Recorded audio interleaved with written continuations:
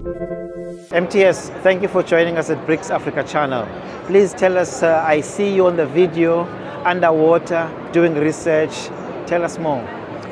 Thank you. Thank you, first of all, for coming and speaking to us here today. It's good that we get exposure and get what we do out to the public through the media. So we thank you for guys like you doing the work that you do. So as you said, my name is Imitiyass Mallick. I'm an oceanographic technician and an aquanaut at the National Research Foundation. The business unit that I am associated with is the NRF South African Environmental Observation Network. I specifically work for the Shallow Marine and Coastal Research Infrastructure. This is one of 13 large research infrastructures that the Department of Science, Technology and Innovation have rolled out over the last few years. Another example would be the square kilometer array that we've spoken about quite a bit here at this event. So what we do is long-term observations so that we can understand trends and patterns on our Earth. It's a form of earth sciences. And in order to do that, we use many technologies, as what you see here on display. An example would be an ADCP, or an acoustic Doppler current profiler, which uses sound and acoustics and a physical phenomenon called the Doppler effect to track particles through the water column, so that we can understand which direction and speed these water particles are moving at various locations.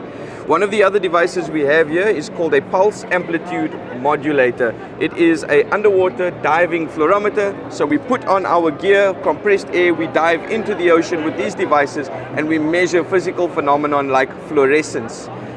This is relevant to the astronomy field because, for example, solar radiation from that celestial body, our sun, is what ultimately results in the fluorescence we are able to monitor at the bottom of the sea, so we can understand how that radiation changes as it enters our atmosphere and our sea. And then also things like tides, currents, etc. are driven by celestial bodies such as the moon. And when we have other celestial bodies in our proximity, they may have minor gravitational effects on our global currents, such as sea surface height anomalies, or we may find sudden changes in some of our characteristics of our currents as a result of these celestial bodies that we find close to us. And the environment with these two oceans that we have in Cape Town, the Indian Ocean, Atlantic Ocean, is there a significant difference between those oceans? Most certainly. Research? And this whole thing of two oceans, I think, is underplaying what we actually have geographically in South Africa, because we are in close proximity to a third ocean.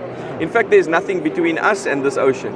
So on our west coast, we do have the Atlantic Ocean, driven by the slow, cold Benguela current, which is one of the most, if not the most productive currents, inshore currents in the world. Cold, full of nutrients. We have the great African sea forest that grows there, for example, that the Cape Kelp forest, as we like to call them. And then we have the Southern Ocean, because if you go south from here, you hit the only circumpolar current in the world. It's a current that travels right around the whole planet, and that separates us from the Antarctic or the South Pole. So South Africa is geographically placed adjacent to a cold Atlantic Ocean, an icy cold Southern Ocean, and then the east coast has the Pacific Ocean, which actually has the fastest current in the world that passes by South Africa with an average speed of 2 meters a second. That's the top speed of Michael Phelps, one of the fastest swimmers in the world. That is just the average speed of our east coast current. And you talked about the relevance between the work you do under the water. Has there been, I believe that it's still multidisciplinary science, but how do you guys combine with the astronomers? Do you have these conversations, or how do you guys interact?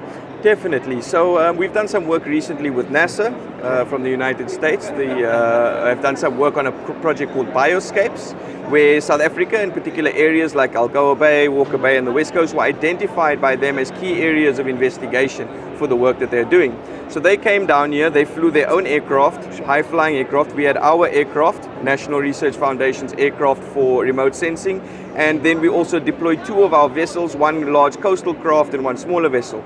On these vessels, we had the NASA staff and scientists and researchers with us, with their instruments and our instruments integrated, and we looked at hyperspectrometry, we looked at some things like solar radiation and how those things change as it passes into the atmosphere. So South Africa is uniquely placed to collaborate with astronomers, and for example, one of the National Research Foundation's pride and joys is this square kilometer array that's being developed or co-developed with Australia as well.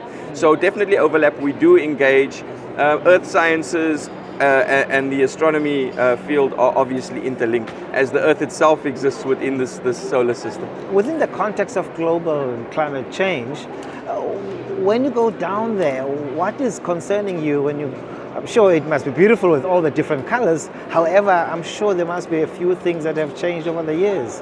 Most definitely. So there's a number of things that are very easily observable. For example, biodiversity loss, which means that there's a lot of species we no longer find in areas or find at all. We also see things like ecosystem shifts, because as physical things change, like sea warms up or energies get moved to a different area, the ecosystem has to adapt. And when we see these changes, we can identify the drivers that might be causing them. So what the Observation Network does, the South African Environmental Observation Network does, is long-term, dedicated, continuous monitoring, because it's only through long-term data sets that we can understand the patterns of climate change and separate what is anthropogenic, meaning human causing or driven change, versus natural change. And either way, if we understand the dynamics, we can develop early warning systems. For example, storm surges have been happening more frequently along the South African coastline.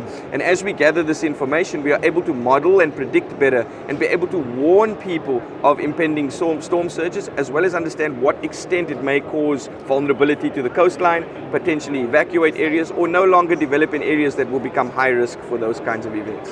Mr. Mallick, thank you so much for joining us on Absolute BRICS Africa pleasure. Channel. Thank you very much, you for your Ayanda. time. I really appreciate you. Sure, Thank sure. you.